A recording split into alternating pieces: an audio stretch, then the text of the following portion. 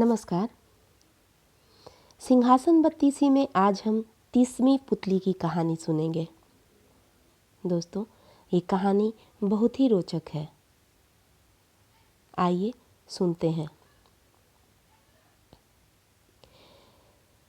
सिंहासन पर बैठने चले राजा भोज को 30वीं पुतली रोकती हुई बोली, हे राजन, जो राजा विक्रमादित्य के समान उदारता आदि गुणों से युक्त है वही इस सिंहासन पर बैठ सकता है, दूसरा नहीं।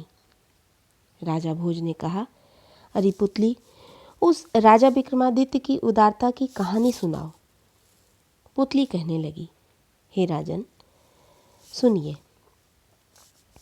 एक दिन राजा विक्रमादित्य अपने सभी सामंतों और राजकुमार आदि से घिरे हुए सिंहासन पर बैठे हुए थे। उसी समय एक बाजीगर वहां आया और राजा को कल्पांत जीवी होने का आशीर्वाद देकर बोला, हे महाराजा, आप संपूर्ण कलाओं के ज्ञाता हैं। आपके समीप आकर अनेक बाजीगरों ने अपनी जादूगरी की सफाई पेश की है। आज मेरी भी एक चतुराई प्रसन्न होकर देखिए। राजा विक्रमादित्य ने कहा, अभी तो मुझे फुर्सत नहीं है, स्नान भोजन का समय हो गया है। कल सुबह मैं तुम्हारी जादूगरी देखूंगा। दूसरे दिन सुबह में कोई महाकाय व्यक्ति वहां आया। उसका चेहरा बड़ी बड़ी दाढ़ियों से दीप रहा था। उसके कंधे बड़े विशाल थे। वह हाथ में चमकती हुई तलवार लिए हुए था और उसके एक अत्यंत सुंदरी स्त्री भी थी। उसने आकर सभा में बैठे राजा विक्रमादित्य को नमस्कार किया। सभा में जितने अधिकारी पुरुष बैठे थे, सभी कोई स्त्री के साथ आए उस व्यक्ति के दरबार के अयोग्य कार्य को देखकर विस्मय में पड़ गए और बोले, हे रसिकराज, आप कहाँ से आए हैं? वह बोला, मैं इंद्र का सेवक हूँ। अपने स्वामी से अभिशप्त होने के कारण संप्रति भूमंडल में भटक रहा हूँ। यह मेरी पत्नी है। आज ही देव और दानव में घोर युद्ध प्रारंभ हुआ है, इसलिए मैं वहीं जा रहा हूँ। श्रीमान राजा विक्रमादित्य जितेंद्रिय आदमी है। यही सोचकर यहाँ आया हूँ और इनके पास अपनी पत्नी को रखकर युद्ध में जाना चाहता हूँ। उस अद्भुत व्यक्ति की बात सुनकर राजा घोर आश्चर्य में पड़ गए। उसके बाद उस व्यक्ति ने राजा विक्रमादित्य के पास अपनी पत्नी को रखकर युद्ध में जाने की बात कही। ज्यों ही वह तलवार लेकर आकाश में उछलकर गायब हुआ, त्यों ही आसमान में भयंकर आवाज हुई, अरे अरे, मारो मारो, काटो काटो। सभा में बैठे सभी लोग मुंह ऊपर उठाकर कौतूहल पूर्वक देखने लगे। तभी क्षण भर में राजसभा के बीच आकाश से खून से सनी तलवार के साथ एक कटी बाह आ गिरी। यह देखकर सभी कहने लगे, ओह, इस सुंदरी स्त्री का वीर पति युद्ध में शत्रु योद्धा से मारा गया। उसी की एक बाह और तलवार आ गिरी है। सभा में बैठे लोग यह कह ही रहे थे कि फिर सिर आकर गिरा और उसके साथ धड़ भी आ गिरा। यह सब देखकर उस वीर पुरुष की पत्नी ने बोला, हे महाराजा, मेरे स्वामी रणभूमि में युद्ध करते हुए शत्रुओं से मारे गए हैं। उन्हीं का यह सिर, धड़ और तलवारधारी बाँ है। तो वह मेरे प्रिय पति स्वर्ग में दिव्यांगनाओं द्वारा वरण कर लिए गए होंगे। जिनके लिए मेरा यह शरीर है, वह मेरे स्वामी तो युद्धभूमि में शत्रुओं द्वारा निहित हो गए। अब अपने इस शरीर को किसके लिए बचाए रखूं? स्त्रियां अपने पति के पथ का अनुसरण करती हैं, इसे जड़ प्राणी भी जानते हैं। कहा भी है, चांदनी चांद के साथ विलीन हो जाती है और बिजली मेघ के साथ ही लुप्त हो जाती है। इस प्रकार पत्नियां पति मार्ग का अनुसरण करती हैं, इसे जड़ प्रकृति भी प्रमाणित करती है। वह सुंदरी आगे कहने लगी, वह रात्रि प्रशस्त है जो मेघ विहीन तथा पूर्ण चंद्र से सुशोभित है। वही कामिनी अपने नाम को सार्थक करती है जो सौंदर्य गुण से युक्त और पतिपरायणा है। वही माधुरी असली है जो कृष्ण के अनुराग से उत्पन्न आनंद से मधुर है, और वही चातुरी सही है जो मनुष्य के इहलोक और परलोक के को उपकृत करने वाली है। या राकाश शशि शोभना गत घनासा यामिनी यामिनी, या सौंदर्य गुणाविंता पतिरतासा कामिनी कामिनी, या गोविंद रस प्रमोद मधुरा सा माधुरी माधुरी, या लोकद्वय साधिनी तनुभृतांग सा चातुरी चातुरी। स्मृति का प्रमाण प्रस्तुत करते हुए वे सुंदरी बोली, पति के मर जाने पर जो पत्नी आग में प्रवेश कर जाती है वह स्वर्ग लोक में वशिष्ठ पत्नी अरुंधति की भांति पूजनीय हो जाती हैं। पति के मरने पर जो स्त्री आग में अपनी देह को जब तक भस्मीभूत नहीं कर देती तब तक वह नरक से अपने को किसी तरह भी मुक्त नहीं कर पाती। मृत पति का अनुसरण करने वाली स्त्री अपने माता पिता तथा ससुर का कुल तीनों का उद्धार कर देती है।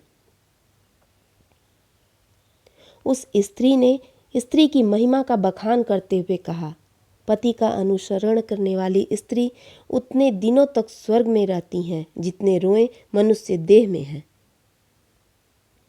सपेरा जिस प्रकार बलपूर्वक बील से सांप को निकाल लेता है, उसी प्रकार साध्वी नारी अपने दुष्कर्मी पति का भी उद्धार कर देती है। दुष्चरित्र या सच्चरित्र या अनेक पापों में लिप्त रहने वाले पति का उद्धार धर्मपरायणा नारी ही करती है। वह सुंदरी ने अपनी वाक्पटुता दिखलाते हुए आगे कहा, पति विहीन नारी का जीवन निश्चय ही निष्फल है। दीन विधवा स्त्रियों को जीवन से क्या जरूरत। पिता, भाई और पुत्र तो परिमित वस्तु ही देता है, किंतु जो अपरिमित वस्तु देने वाला पति है उसकी पूजा कौन स्त्री नहीं करती। भाई आदि अनेक बांधवों तथा अनेक पुत्रों वाली स्त्री विधवा होने पर अत्यंत दीन और शोचनीय हो जाती है। विधवा के लिए गंध द्रव्य, माला, सुगंधित धूप तथा अनेक प्रकार के गहने, कपड़े, गद्देदार बिछावन निष्प्रयोजन हुआ करते हैं। पतिहीन स्त्री की दारुण दशा का वर्णन करती हुई वह सुंदरी फिर कहने लगी, टूटे तारों वाली वीणा व्यर्थ है, टूटे पहियों वाला रथ भी बेकार है। इसी प्रकार सैकड़ों बंधुजनों वाली किंतु पति से हीन नारी कभी सुखी नहीं रह सकती। पति चाहे दरिद्र हो, व्यसनी, वृद्ध, रोगी या अपाहिज हो, या पतित या कृपण हो, स्त्री के लिए वही एकमात्र सहारा है। यह कहकर वह सुंदरी अग्नि में प्रवेश करने के निमित्त राजा विक्रमादित्य के पैरों पर गिर पड़ी। उस स्त्री की बात सुनकर राजा करुणा से द्रवित हो उठे। अंततोगत्वा उन्होंने चंदन की लकड़ी से चिता तैयार कराई और उस स्त्री को अग्नि प्रवेश करने की आज्ञा दी। इसके बाद आज्ञा पाकर वह स्त्री राजा के सामने ही अपने पति के मृत शरीर के साथ अग्नि में प्रवेश कर गई। इसके बाद ही सूर्यास्त हो गया। सुबह में राजा विक्रमादित्य संध्या वंदन आदि कर्म समाप्त करके अपनी राजसभा में आए और सभी सामंतों एवं राजकुमारों से घिरे हुए वह ज्यों ही सिंहासन पर बैठे त्यों ही वह रसिक पुरुष पहले की तरह तलवार लिए हुए वहां आया। उसका लंबा तगड़ा शरीर अलौकिक प्रभा से दीप्त हो रहा था। सभा में आते ही उसने राजा से के गले में कल्प वृक्ष से उत्पन्न कमल के फूलों से गुथी हुई एक मनोहर माला अर्पित की, जिन पर गंध से लुब्ध और मुग्ध भौरे मंडरा रहे थे। उसके बाद वह युद्ध के बारे में विविध प्रकार की बातें सुनाने लगा। उस अद्भुत पुरुष की को आया देख सभी सभा में विस्मित रह गए। फिर उस पुरुष ने कहा, हे राजन, मैं यहाँ स्वर्ग से आया हूँ। वहाँ इंद्र का दैत्यों के साथ घोर संग्राम हुआ था। उस युद्ध में अनेक राक्षस और दैत्य मार गिराए गए और अनेक भाग गए। युद्ध समाप्त होने पर इंद्र ने प्रसन्न होकर मुझसे कहा, हे नायक, तुम्हें आज से भूलोक जाने की आवश्यकता नहीं है। तुम्हारे शाप का अंत हो गया। मैं तुम पर प्रसन्न हूँ। यह कहकर यह कंकण स्वीकार करो। यह कहकर उन्होंने अपने हाथ से रत्न खचित मोती का कंगना निकालकर मेरे हाथों में पहना दिया। इसके बाद मैंने इंद्र से फिर कहा, हे स्वामी, यहाँ आते समय मैंने अपनी पत्नी को राजा विक्रमादित्य के पास रखाया था। उसे लेकर शीघ्र ही मैं लौट आऊँगा। इंद्र से ऐसा कहकर मैं आपके पास आया हूँ। आप धार्मिकों के सिरमौर हैं। आप मेरी पत्नी वापस कीजिए ताकि उसके साथ मैं फिर स्वर्गलोक चला जाऊं। उस पुरुष की बात सुनकर सभा में उपस्थित सभी लोगों के साथ राजा विक्रमादित्य उदासीन से हो रहे थे और विस्मित होकर चुप रह गए। उस पुरुष ने फिर कहा, हे राजन, क्यों चुप बैठे हुए हैं? राजा के नज़दीक रहने वालों ने उससे कहा, तुम्हारी पत्नी अग्नि में प्रवेश कर गई। किस लिए? उस रसिक पुरुष ने चकित होकर अपने भाव को व्यक्त किया। इस पर राजा के नज़दीकी लोग निरुत्तर रह गए। तब रसिक पुरुष ने आजीजी के साथ कहा, राजाओं में श्रेष्ठ, पर स्त्री के लिए भ्राता स्वरूप, लोगों की इच्छा पूरी करने वाले राजा, हे राजा, आपने यह कौन सा अकरणीय कर दिया? मुझे मेरी पत्नी लौटा दीजिए। उसके बाद राजा विक्रमादित्य ने कहा, हे नायक, तलवारधारी बाण के साथ गिरे हुए आपके सिर और धड़ को देखकर हमने समझा कि आप युद्ध में मारे गए हैं। अतएव सभासदों और मेरी अनुमति लेकर आपके मृत शरीर के साथ आपकी पत्नी अग्नि में प्रवेश कर गई। नायक ने कहा, हे राजन, सुंदरी और युवती पर स्त्री को लोलुप दृष्टि से देखकर आपने ही उसे अपने घर के भीतर छिपा रखा है, क्योंकि हम दोनों पति पत्नियों में यह तय था कि मेरे मरने पर मेरी पत्नी अग्नि में प्रवेश न कर सशरीर स्वर्ग चली आएगी। सभासदों ने साक्ष्य देते हुए कहा, सचमुच हमारे समक्ष वह अग्नि में प्रवेश कर गई है।